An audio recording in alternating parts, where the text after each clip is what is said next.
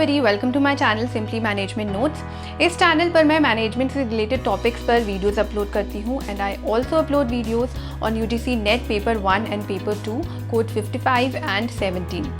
आज का टॉपिक है non directive model of teaching, जो कि टीचिंग एप्टीट्यूड का टॉपिक है।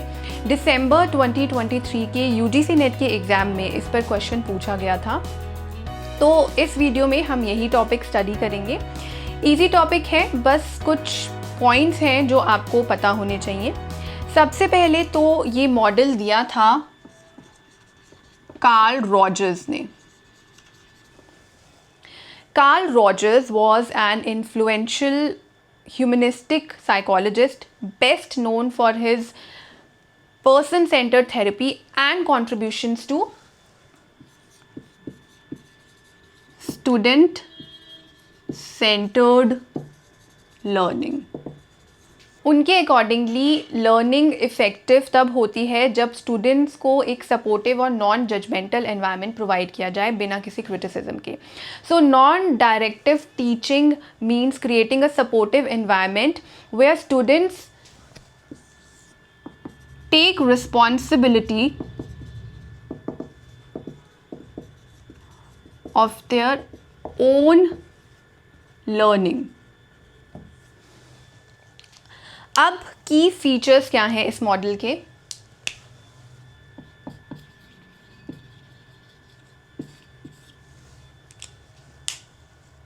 सबसे पहले there is student centred learning, मतलब टीचर सिर्फ एक फैसिलिटेटर का काम कर रहा है, एक गाइड का काम कर रहा है।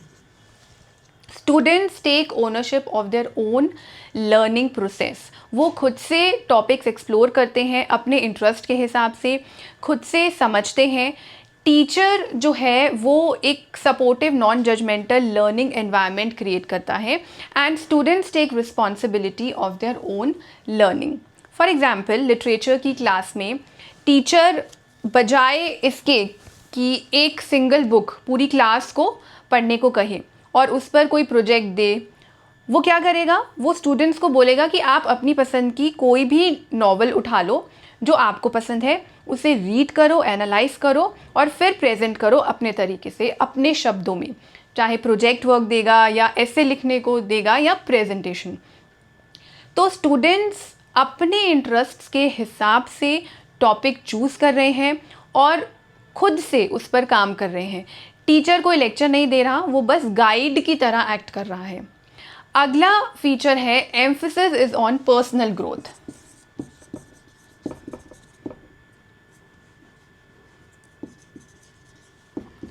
Is on personal growth. तो ये मेथड स्टूडेंट्स में critical thinking and problem solving skills develop करता है।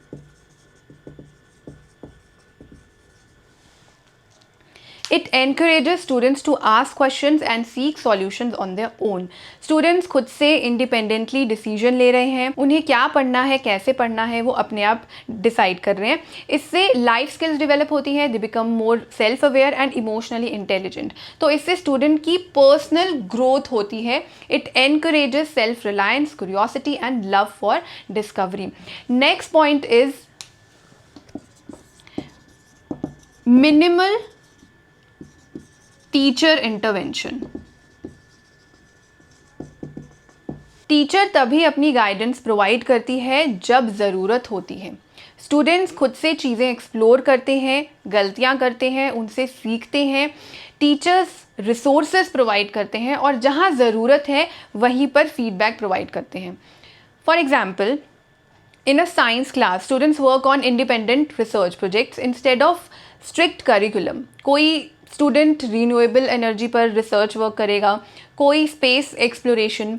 टीचर हेल्प करेगा जब ज़रूरत होगी। Students discover the solutions to their problems on their own. Then there is self paced learning. सब स्टूडेंट्स एक जैसे नहीं होते, सबके इंटरेस्ट एक जैसे नहीं होते।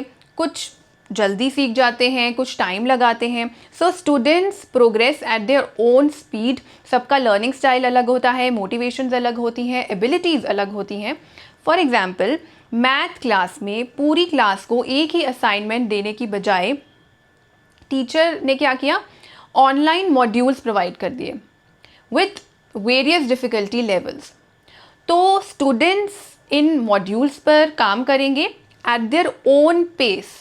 जब जिसको लगा कि लेवल 1 उसने कर लिया, अब वो लेवल 2 पर जा सकता है, तो लेवल 2 की प्रॉब्लम्स सॉल्व की. जब जिसे लगा कि अब वो नेक्स्ट लेवल सॉल्व कर सकता है, तो लेवल 3 पर पहुंच गए.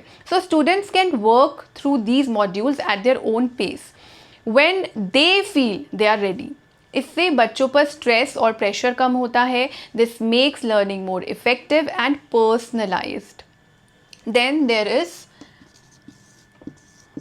open-ended discussions.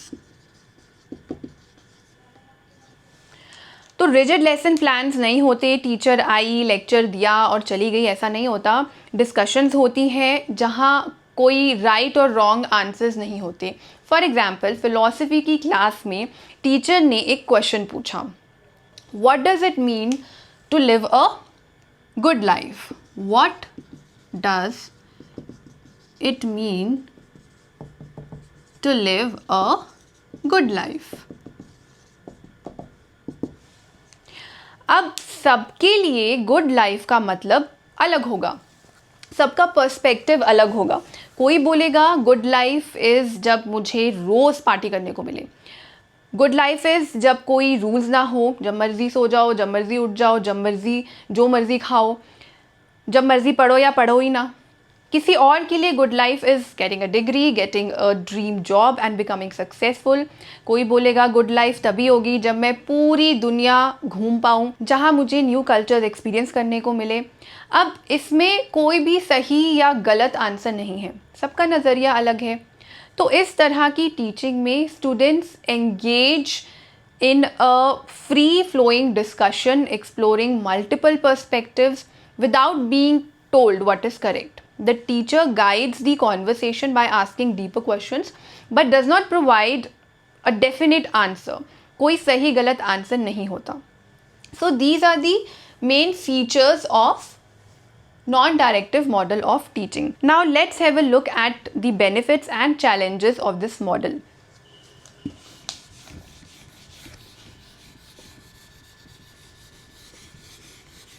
First point is it enhances creativity and independent thinking. Students are encouraged to think independently and explore ideas creatively. Students have control over their learning process.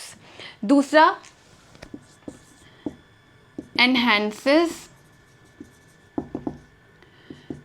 intrinsic motivation. This type of teaching builds self-confidence and motivation. Students वो पढ़ रहे हैं जो उन्हें interesting लगता है और topics they are passionate about. उन पर कोई फिक्स्ड करिकुलम थोपा नहीं जा रहा. टीचर एक सपोर्टिव एनवायरनमेंट प्रोवाइड कर रहा है जहां स्टूडेंट्स फ्रीली अपने थॉट्स एक्सप्रेस कर सकते हैं without being judged and criticised. तो इससे उनमें कॉन्फिडेंस डेवलप होता है. Students feel motivated, valued and respected. Then it encourages deeper understanding.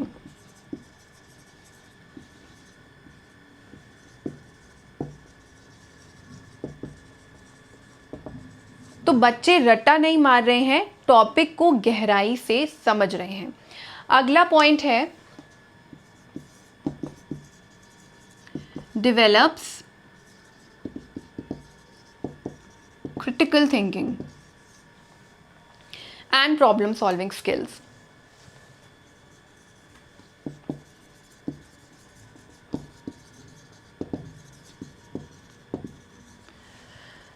Since students take responsibility for their own learning, they learn how to set goals, manage time and solve problems independently. Next point is it supports individual learning style.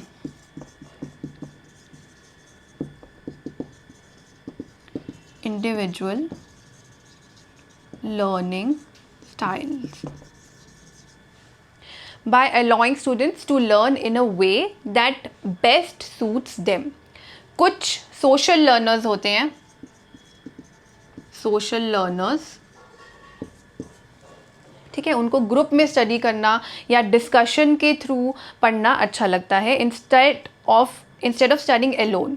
Some prefer learning by doing, उन्हें kinaesthetic learner कहते हैं.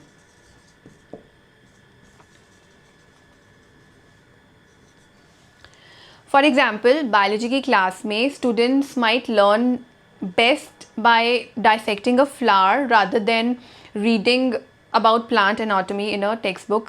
So it gives students the freedom to choose how they learn best.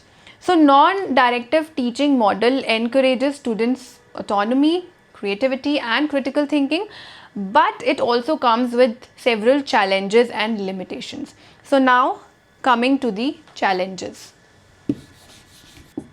एक तो बच्चे self motivated होने चाहिए, पर सभी बच्चे ऐसे नहीं होते. Some students lack self discipline और इंट्रिंसिक मोटिवेशन. दूसरा पॉइंट है टाइम कंज्यूमिंग. टीचर्स के लिए थोड़ा टाइम कंज्यूमिंग हो जाता है. Self directed learning can take longer than traditional methods. Students अपनी स्पीड से काम करते हैं तो कई बार टीचर के लिए सिलेबस कंप्लीट करवाना मुश्किल हो जाता है. For example in self paced math class sometimes students may spend too much time on one topic, falling behind in others. और अगर क्लास का साइज़ बड़ा है तो ये और भी ज़्यादा मुश्किल हो जाता है. Managing a large number of students with different interests can be overwhelming for a teacher. For example, in a class of 50 students, each researching different topics, the teacher might struggle to provide individual support and evaluate each student's learning effectively. Next point है teachers also require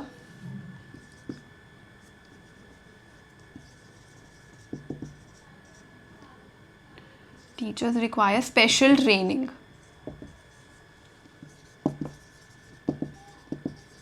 and skills.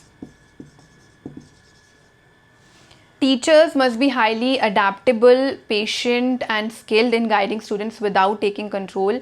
Jin teachers को lecture based methods use करने की आदत होती है उनके लिए difficult हो जाता है कि वो पूरा फ्रीडम दे दे बच्चों को. अगला पॉइंट है limited suitability for certain subjects.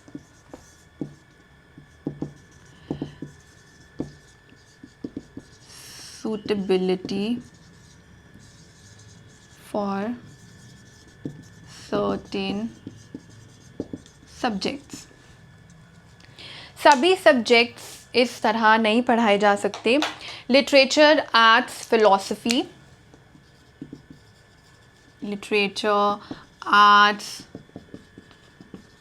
Philosophy, etcetera जैसे सब्जेक्ट्स में तो ये एप्लीकेबल है जहाँ क्रिएटिव राइटिंग की ज़रूरत है, जहाँ हम अपने ओपिनियंस सामने रख सकते हैं. But subjects like mathematics, grammar, physics, chemistry, medical studies that require structured learning, जहाँ सिस्टमैटिक अप्रोच यूज़ करने की ज़रूरत होती है, where precise knowledge and step by step training is required, वहाँ ये एप्लीकेबल नहीं है. Another point is difficult to apply in structured